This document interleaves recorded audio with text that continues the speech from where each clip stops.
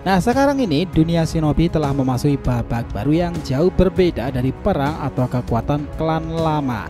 Kini ancaman datang dalam wujud tak terduga kan, makhluk bernama Jura sebagai evolusi dari Jubi yang bukan hanya memiliki kekuatan destruktif saja tapi juga kecerdasan, kesadaran rasa ingin tahu besar terhadap umat manusia. Ia tidak bergerak dengan amarah melainkan dengan pengamatan sangatlah cermat nih, merekam, menganalisis dan menyusun ulang cara manusia hidup, berpikir dan juga merasakan sesuatu. Itulah yang menarik tentang Jura. Boruto dan generasi baru ninja tidak lagi berhadapan dengan musuh yang hanya mengandalkan kekuatan semata kan. Mereka menghadapi entitas yang belajar dari mereka pula, mempelajari cinta, konflik, pengorbanan besar lainnya hingga kelemahan terdalam umat manusia kan. Dan di balik tatapan heningnya itu, Jura mencatat segalanya dalam buku catatan tersebut, bukan untuk mengenang tapi untuk melampaui menjadi sesuatu lebih dari sekedar kekuatan destruktif manusia biasa. Nah, dari sini kita akan bahas lebih dalam.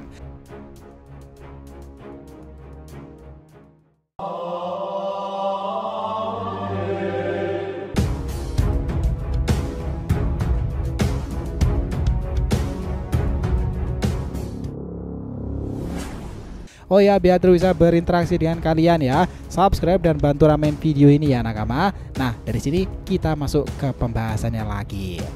Sebelum kita masuk pembahasan cerita tentang bagaimana Jura itu, memang telah ada berbagai macam pertanyaan-pertanyaan yang membuat rasa penasaran kita memuncak untuk mengenal lebih jauh sang villain baru ini nakama.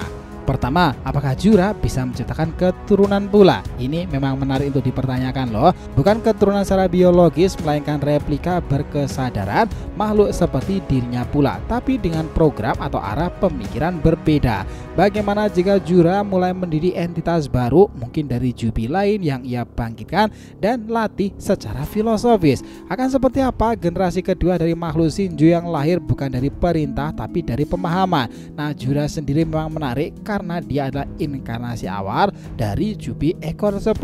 Berbeda dengan Hidari, Mamushi atau bahkan Ryu, Jura memang berdiri sendiri. Kedua, bagaimana tentang reaksi klan Otsutsuki ya pada nantinya? Apakah para Otsutsuki akan menganggap Jura sebagai ancaman terhadap tata alam cakra yang selama ini mereka dominasi?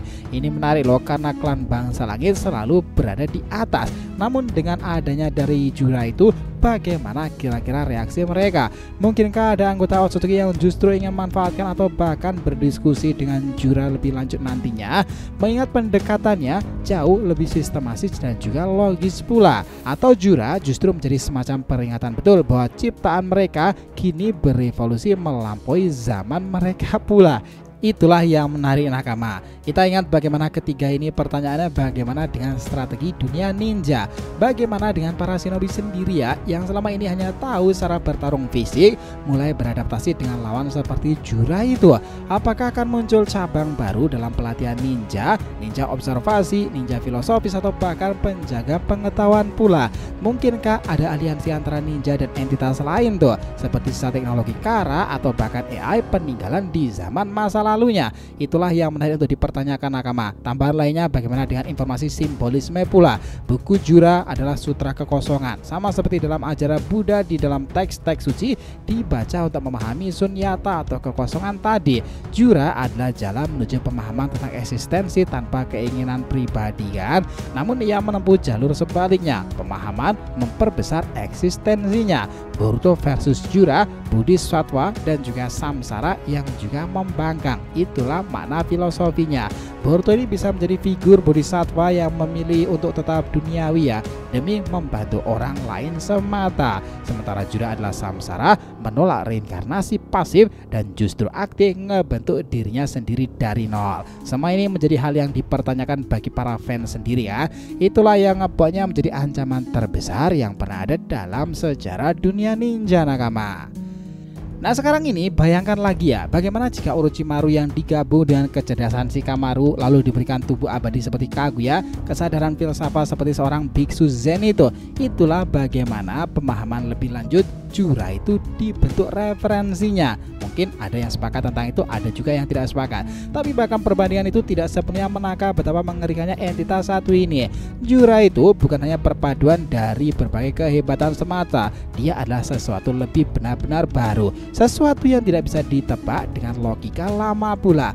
Ia bukan musuh yang bisa dihadapi dengan Rasengan atau bahkan Chidori aja. Ia bukan musuh yang bisa dijatuhkan oleh strategi perang. Jura itu adalah teka-teki yang teruslah berkembang dengan jawaban yang selalu berubah setiap kali hampir memahaminya kan.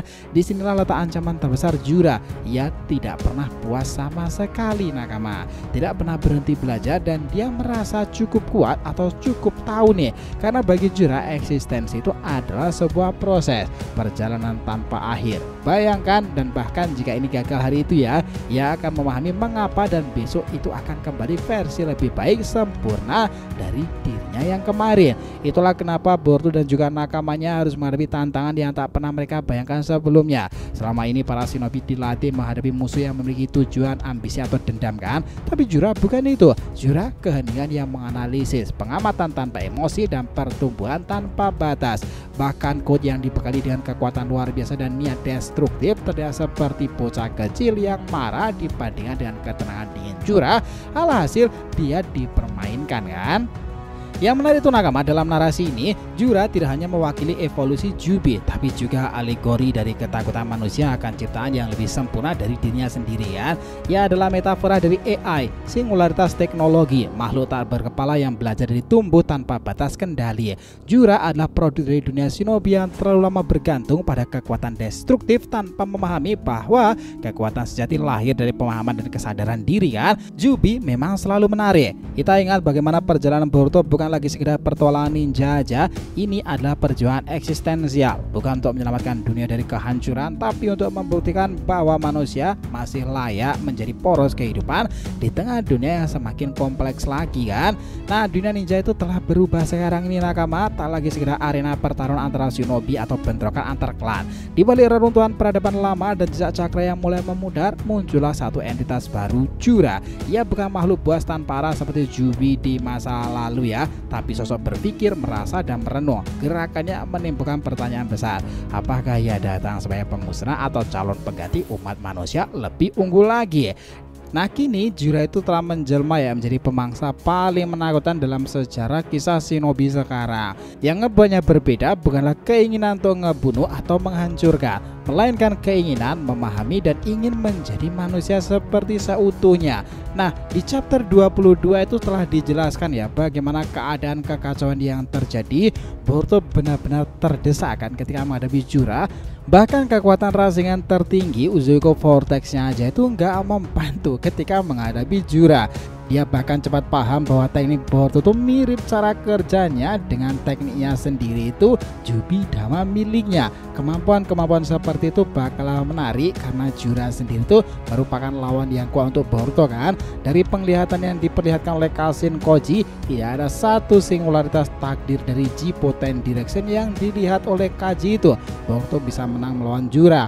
Hasilnya selalu sama, Boruto bakalan kalah, telak, dan juga tewas di tangan Jura. Itulah kenapa evolusi terbaru dari Jubi itu memanglah menarik. Kekuatan ini sepertinya menjadi senjata menarik untuk berhadapan langsung dengan bangsa Otsutsuki kan. Nah, yang menarik perhatian kita nakama, ada banyak yang meneori-neorikan bahwa dengan kehadiran ego Jubi seperti Jura ini menjadi pertemuan menarik dari Otsutsuki. Ya lu bayangin aja jika Boruto nanti itu berevolusi dan bangkit dengan karmanya, otomatis siapa yang datang? Jelas Momoshiki kan. Akan ada pertarungan antara Jura dan juga Borushiki mode dari Momoshiki itu tadi. Pertarungan keduanya bakalan dinantikan karena dahulu kala Jubi itu adalah senjata Otsutsuki, tetapi kini berbalik untuk melawannya. Ditambah lagi yang paling menarik tentang Jura itu adalah dia ini merupakan evolusi dan di sana ditanamkan sel DNA Shibai melalui apa yang dilakukan oleh Code sendiri. Itulah mungkin yang menarik, dan pertarungan lawan Boruto itu belum tentu Boruto bakalan bisa menang ketika dalam mode Borushikinya. Tapi jelas ya pertempuran itu bakalan lebih sengit lagi jika dalam mode pertemuan yang ganas itu. Itulah kenapa bisa dibilang bahwa Jura ini sebagai simbol dari ketakutan terdalam manusia terhadap konsep realita tak terbatas. Ia tidak punya batasan usia, tidak memiliki masa lalu, tidak terikat tujuan jangka pendek. Ia hidup dan berkembang dari evolusi yang notabene merupakan senjata pemusnah massal di masa lalu. Jika Naruto menemukan kekuatan lewat cinta dan hubungan antar manusia dengan konsep ninju, kekuatan Jura ini sepertinya akan menarik hal-hal tersebut. Ia layaknya AI dalam era sekarang ini, tapi dalam bentuk Shinju di dunia shinobi, makhluk yang tak pernah berhenti bertumbuh, dan selama dunia masih berjalan, Jura akan terus berevolusi menjadi semakin cerdas lagi kan, mendekati kesempurnaan yang bahkan para dewa pun tak bisa bayangkan sama sekali. Itulah yang menariknya nakama. Jadi kalau mau disimpulkan, bahwa Jura bukan sekedar makhluk kuat aja, ia adalah ancaman intelektual sih, memang memahami cara berpikir manusia untuk kemudian ngebentuk identitas baru lebih unggul lagi.